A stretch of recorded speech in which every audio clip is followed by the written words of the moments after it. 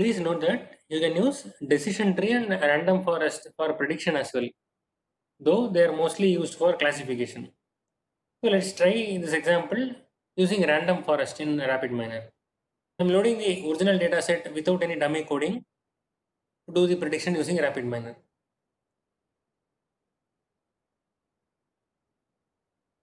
I choose both GLM and random forest this time and run analysis so that we can compare the results of the two models. Okay, now to compare the results, random forest seems to outperform GLM in RMSE, while GLM seems to do better in terms of average relative error. So this average relative error is the same as mean absolute percentage error we saw in forecasting section. Okay, now how do you choose which error measure is a better one for comparison? So it depends on what you want. In RMSE, since the errors are squared before they are averaged, RMSE gives a high weight to large errors. So this means RMSE should be more useful when large errors are undesirable. Okay, take a case where a model makes small prediction errors for each of the records. Let's call this model A. Another model B makes almost perfect predictions on most of the records, but makes huge errors with regards to 2-3 records. So you may find both model A and model B have the same or at least almost the same MAPE, but model B will have a very much higher RMSE. So this should be mathematically obvious since we are squaring the errors in RMSE. Next, the R square for random forest is very high, but then a random forest has a tendency to overfit. So the ideal way to identify your best model would be to evaluate both on a test data set and then calculate the RMSE and MAPE.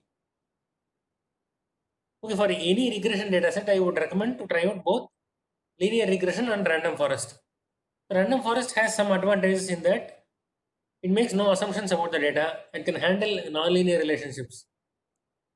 On the other hand, it suffers from one major drawback in that the predictions are very poor for a random forest if the value of a variable in the test data set falls outside the range of the data of the variable present in the training data set.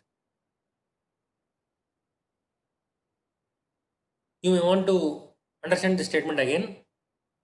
If in your training data set the range of the input variable is 0 to 200, in your test data set you encounter the same variable with the value 300, the prediction for this value will be very poor because random forest is not capable of extrapolating the information. While now linear regression can extrapolate the trend and predict for any value. And of course, when you prefer a more interpretable model, you always go for linear regression. Okay, let's go to this model simulator. This is one cool option provided by RapidMiner, where you can pass the values for the input and take a look at the prediction one at a time. So, say here, I have chosen generalized linear model. So, since we have built 2, I am getting 2 in the drop down. I will give the values for smoker, non-smoker and male with one child and southeast region, age 38 and BMI 30. The model predicts the charges to be 7792. So you can play around with this. I'll increase the number of children to 2. The charges estimate goes up. Similarly, I'll make the BMI 40. Again, the prediction of the charges still goes up. And one more cool feature here, you can share this via a link. So I click on this, it generates a URL. So you can share this URL with anyone. Whoever has a RapidMiner account can just go to this URL and perform the simulation. Just a cool option. So they wouldn't know what is happening in the backend. We just give the front end here. They can simulate and predict the charges by themselves. So you still have this option of importing a data set, say applying a new data set and importing an Excel and predicting the charges. But this is quite a cool feature to predict one at a time, share this URL with multiple people. Okay, we have seen random forest used for classification earlier. This time we have used random forest for regression. So similar to earlier, random forest builds multiple decision trees by taking a random subset of predictor variables and random data samples. So while in classification, majority voting is used to determine the prediction of the random forest.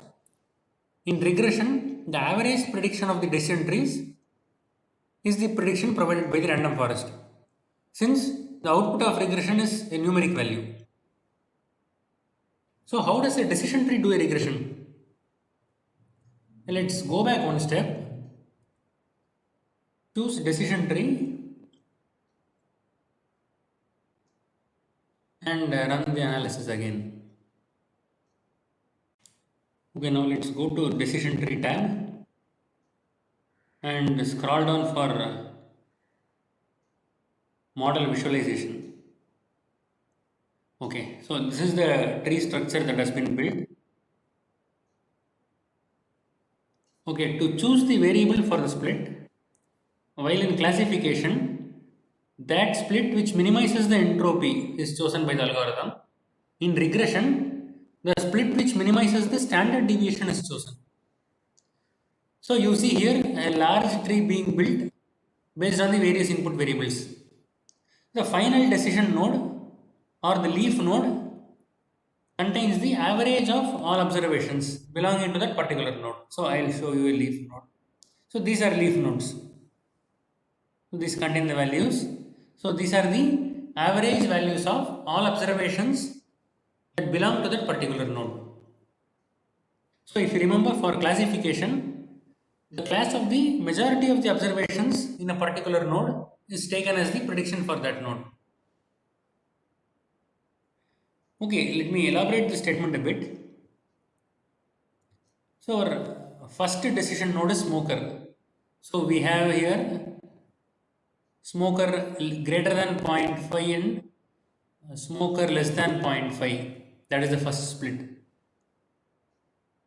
Okay, actually, please note here that the smoker field has been detected as a numerical value by RapidMiner, and hence it is taken as greater than 0.5 instead of 0 or 1. So not to worry, this will not impact our model output.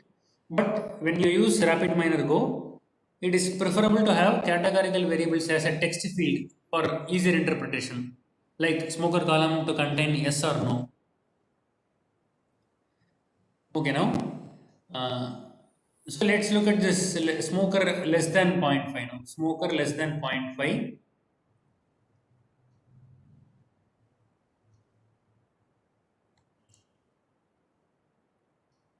Smoker less than 0.5, age greater than 42 and age less than 51.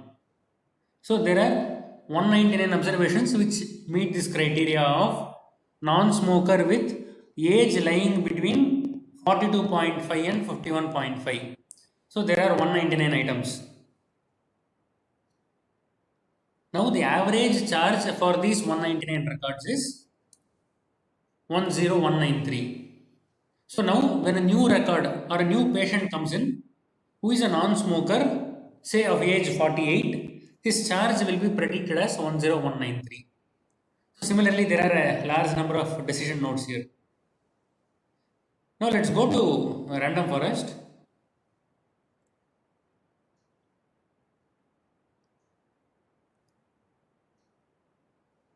So there are a lot of trees built here, we'll see this. So there are a total of 60 decision trees that are being built. So each has different decision nodes. Say you can just take a look at this. Each of the tree is going to have a different decision node.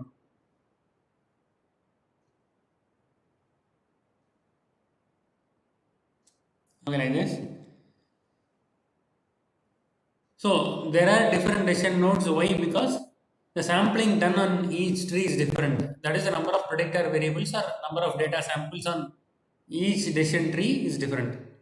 So once 60 trees are built, the average prediction of these 60 trees is going to be the prediction of the random forest.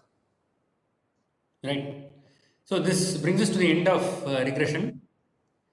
We'll start looking at clustering in next video.